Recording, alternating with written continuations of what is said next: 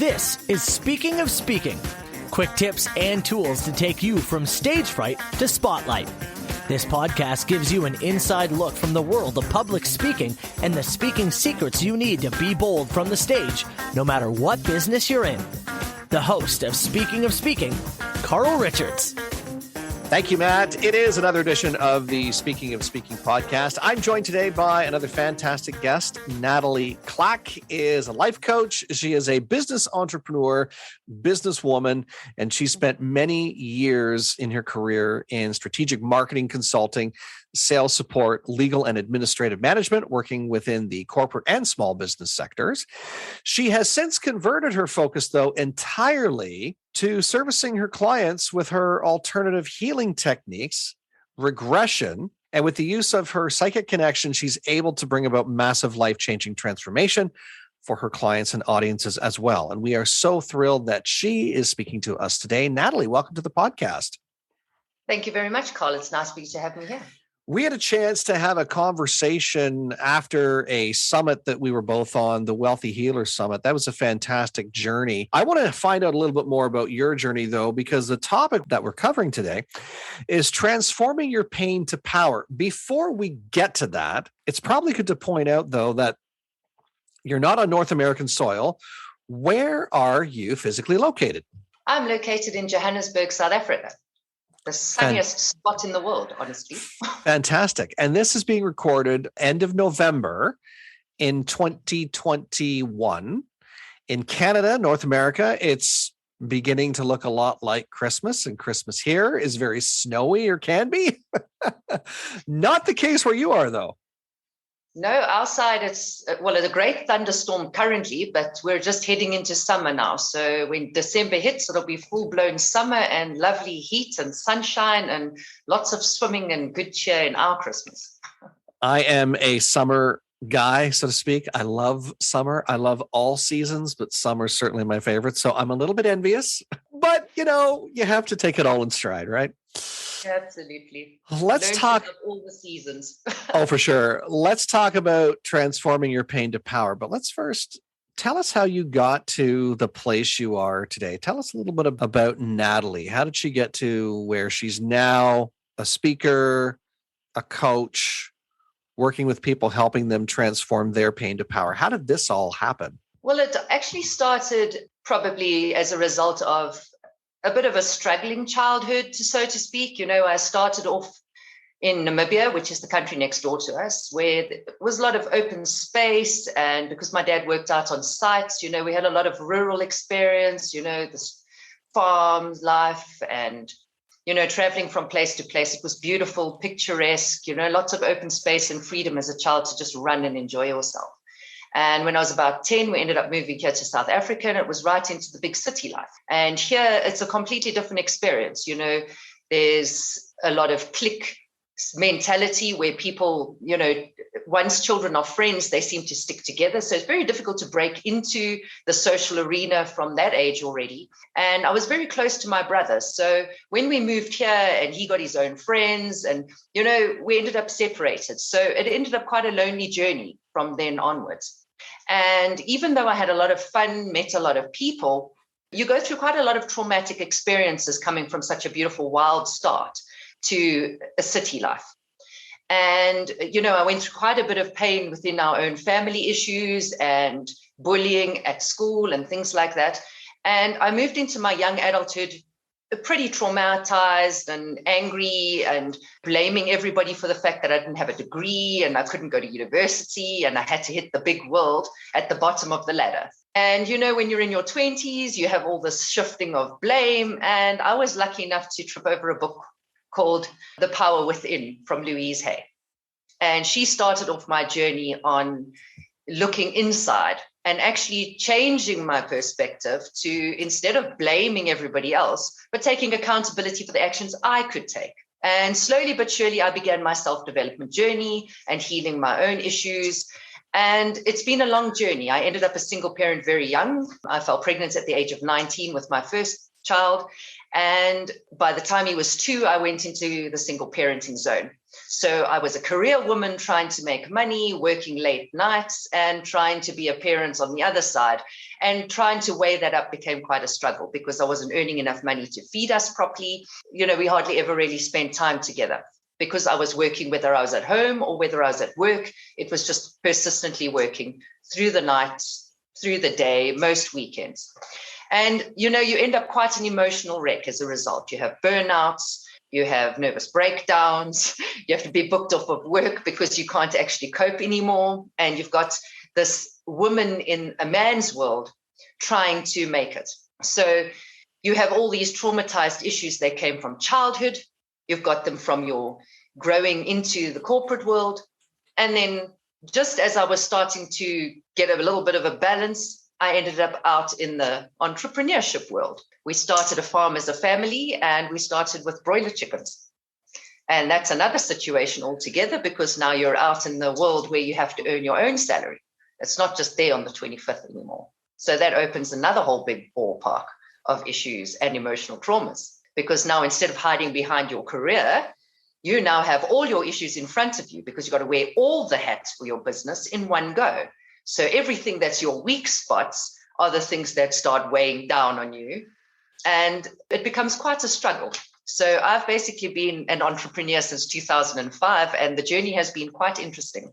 I've done everything from selling frozen pre-cooked meals to knocking on car windows selling biltong. And it's been quite an interesting and challenging experience. And to maintain your status quo and your mental and your physical health is something that you learn to do merely because you dropped in the deep end.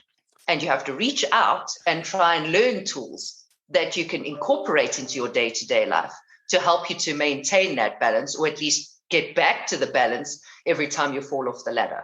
My goodness, it sounds like it's been an amazing journey. Louise Hay, by the way, The Power Within, that's a phenomenal read. So I'm not surprised that it's a book that you've read and have gotten a lot of inspiration from.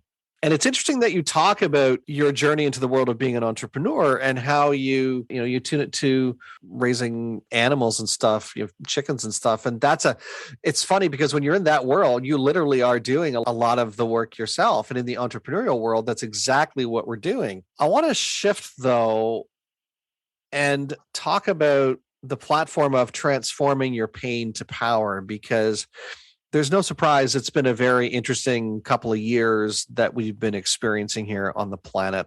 And I don't know if there's any coincidence. Maybe there's something you'd like to share about what's been happening and how it's affecting people and how it's affecting not just people, but everything around us.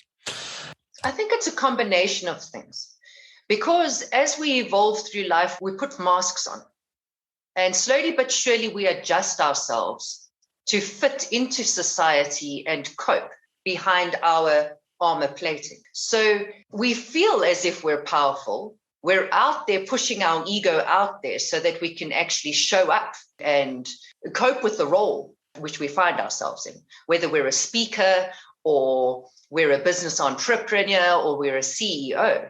But what we do is we build these layers, almost like onion layers, but shields, over that traumatic pain that we've experienced. And what we don't realize is that every step we take and every decision we make actually comes from that pain that's sitting inside the deep core.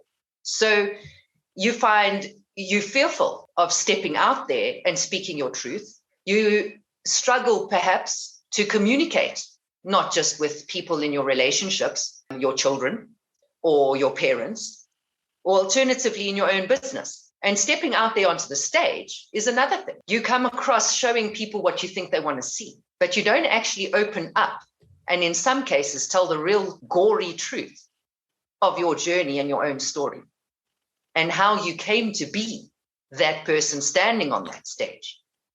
So we sometimes hold back from being 100% present and true to who we are so that we can share that with our audiences. I'll stop you right there and say, you mentioned CEOs. Do you find in the work that you've done that there are, numerous CEOs or people at all levels are in that place where their authentic self isn't shining through because of, however many layers of onion we had that's been covering who they really are? Absolutely. I'm not saying that all CEOs have that problem, because I've met a number of them that are out there. They're healthy, they cycle, Sure. they do gymming and exercise, and they take relaxation.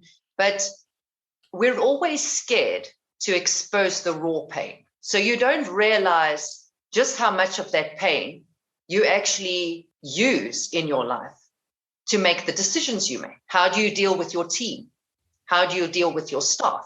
A lot of the CEOs and top business people have been labeled as narcissistic in a sense, where they're coming from a bullish experience and dishing that out. So they're not really looking at their staff as resources that they can care for and nurture. They're expecting you to deliver on time, but they're not stopping to look at the person inside. And that's because they haven't stopped to look at the person inside of them. Very That's interesting. how the experiences make or break us. And as you're going through this transformation, quite often, would you say that people also finally realize that they're in toxic relationships, or some of the language that they're using is also toxic, and that maybe the person that they're not the most fair to is really themselves? Does that come out when you're doing that self-analysis or with counsel? Definitely. Because when you're starting to feel depressed and, you want to step out on the stage and you start having doubts, you're not feeling confident, you look out at the audience and you wonder, are they going to enjoy my speech? Do they actually want to listen to me? You look out across the audience and you see people playing with their phones, immediately starting to get all of this negative self-talk, and you can hear it starting to go through your head. And most times it might just be an emergency. Someone's waiting for their wife to go into labor, or there's an emergency at the office. And it actually has nothing to do with you on the stage, but you feel as if, people aren't interested in your topic. And at the end of the day, it's all of this self-criticism and self-doubt that's going through your head that changes your ability to deliver your speech with the right positive energy. And funnily enough, I've heard a number of speakers say how they've stepped off of the platform and had people rush to them and tell them how awesome the speech was. And they were starting to feel really worried about whether they were reaching anybody. So self-doubt and self-criticism is something we all struggle with. And it's that self-talk that you need to concentrate on, because it's from your own self. It's not somebody else. And yet just stand in the lift before you go onto the stage and have somebody say something that can trigger a whole line of self-talk, that you can actually walk onto that stage just as a result of someone saying something that triggered off a personal note within your soul. It's funny that you mentioned that, because I quite often, when I'm working with speakers, I will tell them that, you might have a fantastic presentation, but understand that the audience is distracted.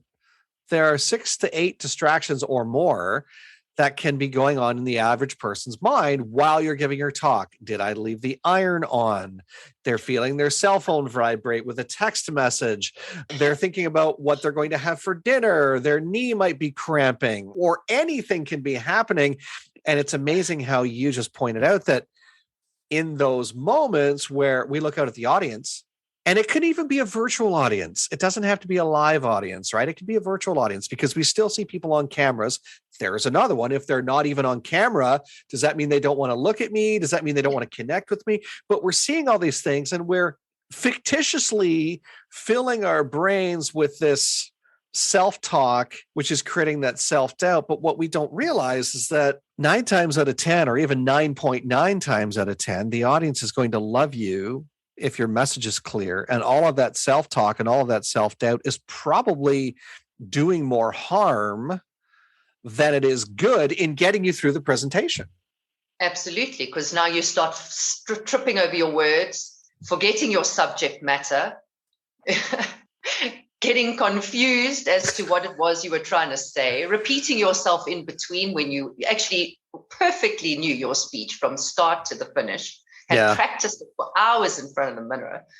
But yes, it does. It actually hampers your performance. This is a fantastic discussion. I want to give you the opportunity to share with the audience before I let you go how they can connect with you and what are some of the tools that they can start using right away to get them started on this journey from going from that place of pain to that place of power. Okay, there are a number of little steps, and it's just a case of implementing a couple of practices into your life. Before I go to sleep every night, I listen to a meditation because it puts me into alpha state when I'm about to go to sleep. I can program into my subconscious mind positive affirmations or a positive focus or overcoming an emotional issue.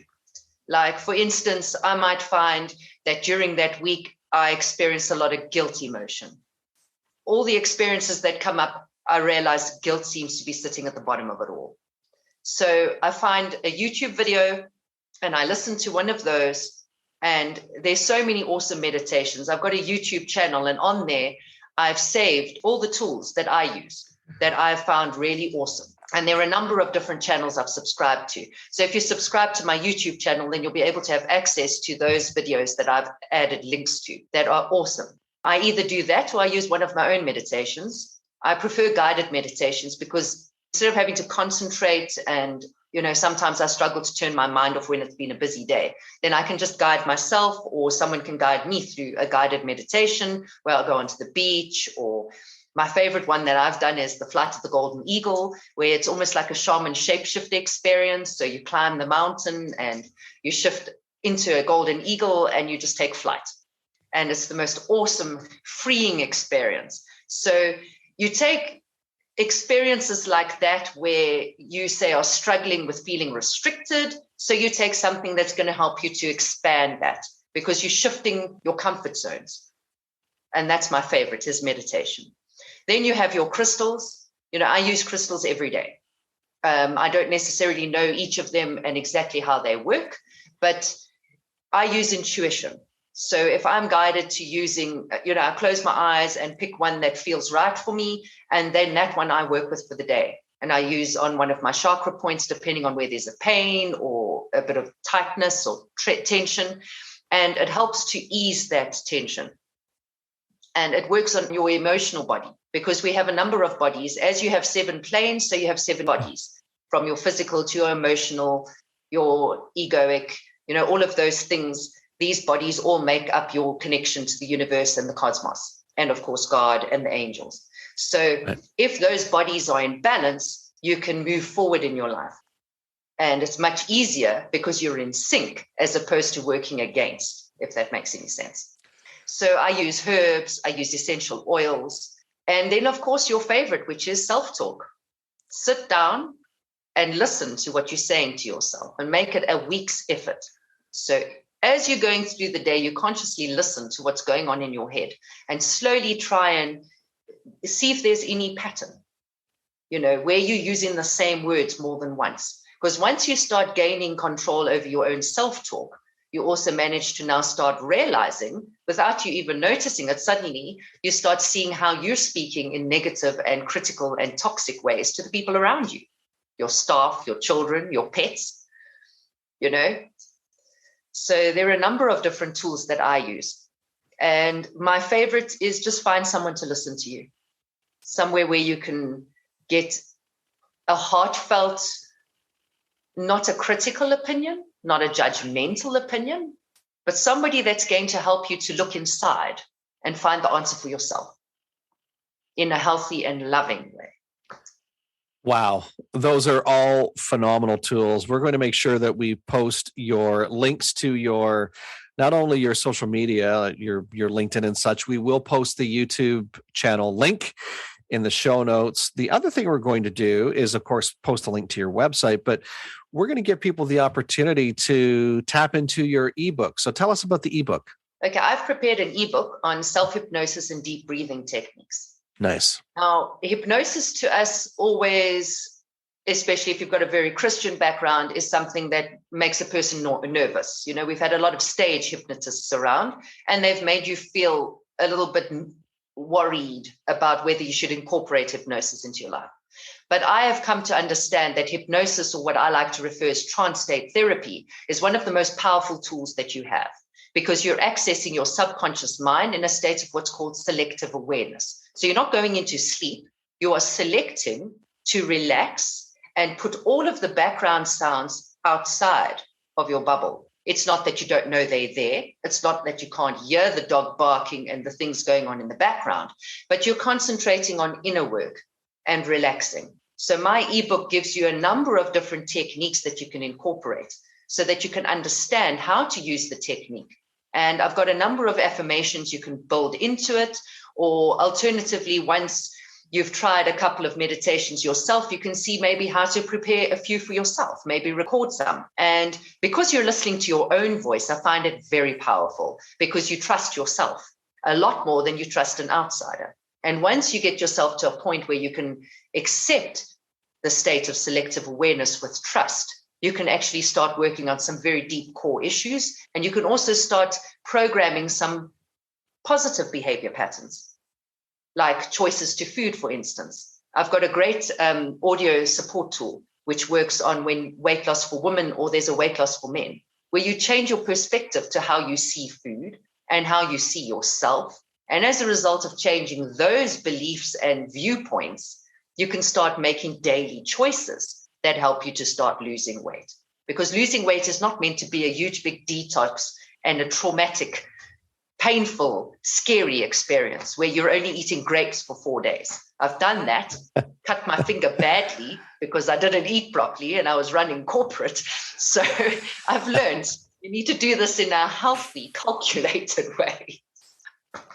Natalie, this has been a phenomenal discussion. We'll put all the links there, and it'll be an email, by the way. So if what's the name of the ebook?